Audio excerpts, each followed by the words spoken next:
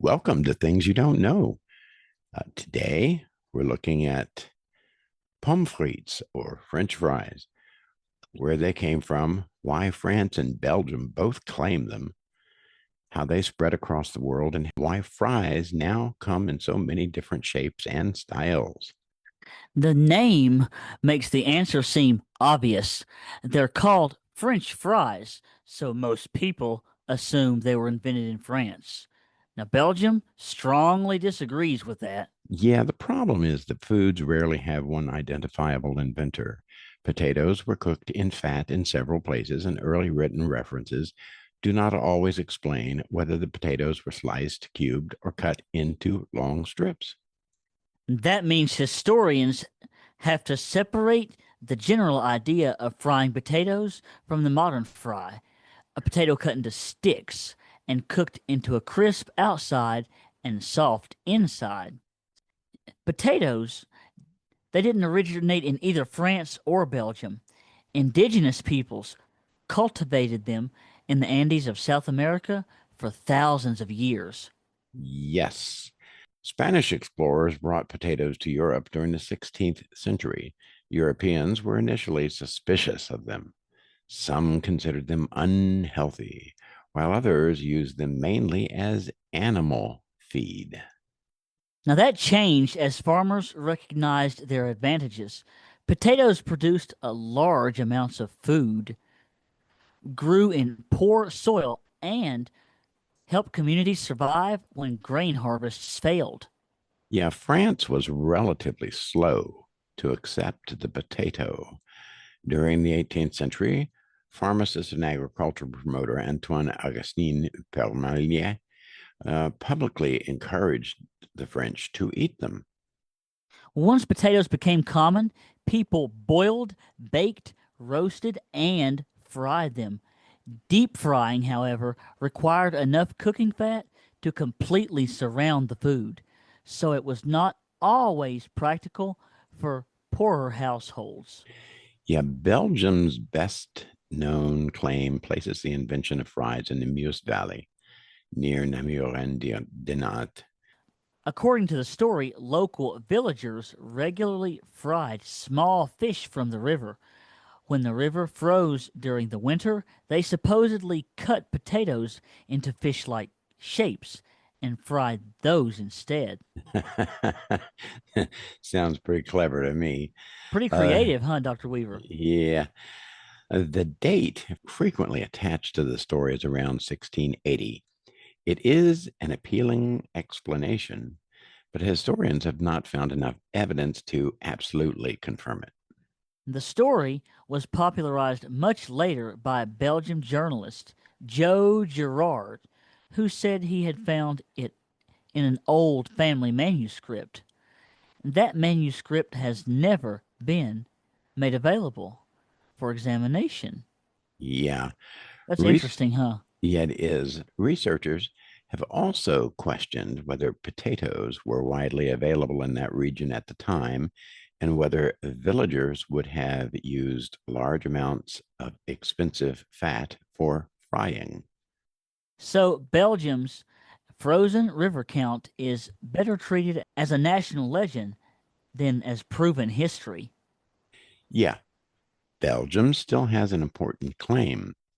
The country developed a strong fry culture built around dedicated fry stands, thick cut potatoes, double frying, paper cones, and a wide variety of sauces. France's claim is usually connected with Paris during the late 18th and early 19th centuries. Street vendors near Pont Neuf are said to have sold fried potatoes around the time of the French Revolution. Thick cut fries are still sometimes called pomme pont neuf. Some early French recipes describe fried potato slices rather than sticks, so they do not provide perfect evidence for the modern fry. Yeah, by the 19th century, however, fried potatoes were a recognized Parisian street food. Food historian Pierre Leclerc has argued that commercial vendors in Paris played an important role in developing the modern fry. One significant figure was Frederick Krieger, a Bavarian musician and food seller. He apparently learned to prepare fried potatoes in Paris around 1842 and later sold them in Belgium as Paris style fried potatoes. That evidence suggests the modern commercial fry may have developed in Paris and then crossed into Belgium, where it became deeply rooted in national food culture. That's right, Dr. Weaver. So, who should receive the credit here? Well, France appears to have stronger surviving evidence connecting the recognizable commercial fry with 19th century Paris. Belgium has the stronger cultural identification with fries as a national specialty. In other words, France may have helped establish the modern form, while Belgium helped refine the preparation and built a major tradition around it. Yeah, that does not completely settle the argument because national food claims are rarely based only on documents. They are also connected with identity and tradition. Well, for many Belgians, calling them French fries sounds like Belgium's contributions was erased, and I can understand that. Yeah. So a popular story says American soldiers encountered the fries in Belgium during the First World War. Because some Belgian soldiers spoke French, the Americans supposedly called the food French fries. Well, the problem is that the expression existed before the war. English language recipes were already using terms such as French fried potatoes during the 19th century. Yeah, the war may have introduced more Americans to European fries, but it did not create the name. One explanation is that French referred to a style of cutting food into narrow strips. Another is that fried potatoes were associated with fashionable French cooking. Yeah, there's no final answer. What we can say is that the name was already in use decades before American troops entered Belgium. Now, Thomas Jefferson, and now I did not know this, Dr. Weaver, Thomas Jefferson is frequently credited with bringing French fries to the United States. Did you know that? No, I didn't before we started our investigation and research for this topic. No, me either. Although the story is more complicated than that. Yeah, Jefferson encountered French cuisine while serving in France. A recipe in his papers describes potatoes fried in small pieces or slices, and potatoes prepared in a French manner were served at the president's house. Those potatoes were not necessarily shaped like modern fries. We should also remember that trained cooks did the actual preparation for these things. James Hemings, an enslaved chef in Jefferson's household, received extensive culinary training in France and introduced French cooking techniques into American kitchens. During the 19th and early 20th centuries, fried potatoes became common in restaurants. They paired easily with hamburgers, sandwiches, and other foods that could be served quickly. Yeah, frozen food processing changed the industry once again. Restaurants no longer had to peel and cut every potato on site. That's right. Standardized frozen fries allowed fast food restaurants to produce a consistent product in large quantities and even in quick amounts of time, too. That helped turn fries into one of the most common restaurant side dishes in the United States. Let's look at some preparation things. Traditional Belgian fries and many restaurant fries are cooked in not one stage, but two stages. That's right. During the first frying, the oil is kept at a lower temperature. This cooks the inside of the potato without heavily browning the surface. The fries are then removed and allowed to rest. A second frying at a higher temperature creates the crisp exterior. The goal here is contrast, a firm, dry surface with a soft interior. Yeah, potato variety matters as well. High starch potatoes are generally better for fries because they produce a lighter interior and lose moisture more easily. The cut must also be reasonably uniform. Thin pieces cooked faster than thick ones, so uneven fries can end up partly burned and partly undercooked. Mm-hmm. The shape of a fry affects its texture too because it changes the balance between the crisp surface and the soft potato inside. Yes, standard straight cut potatoes fries provide a fairly even balance.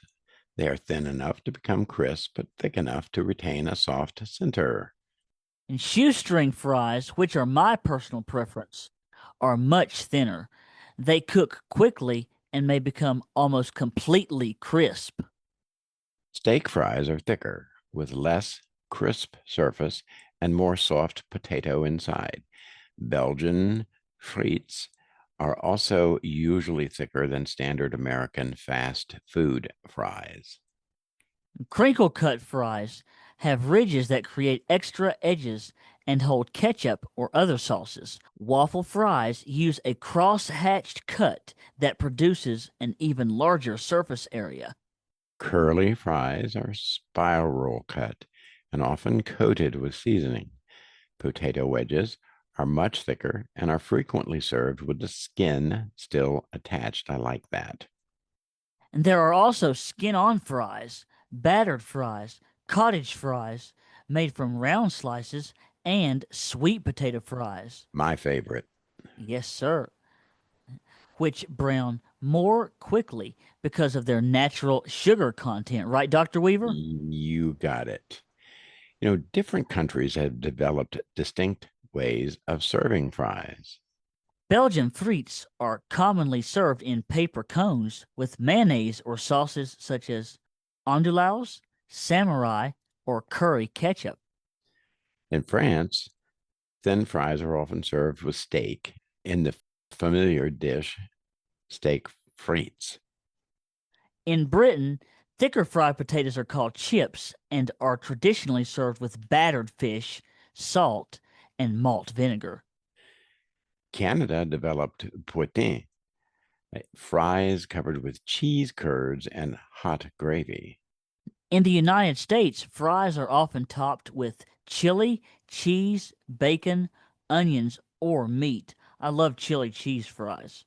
Some versions are large enough to be served as the main dish instead of just a side dish. Yes, that's right. Yeah. Some modern fry variations move well beyond potatoes with ketchup. Yeah.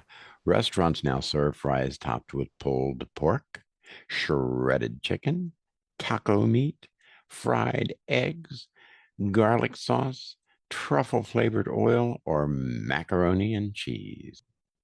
Disco fries, associated with diners in New Jersey, are common with gravy and melted cheese. Animal style fries use cheese, grilled onions, and a seasoned sauce. Never heard of animal style fries before, I have to say. Yeah.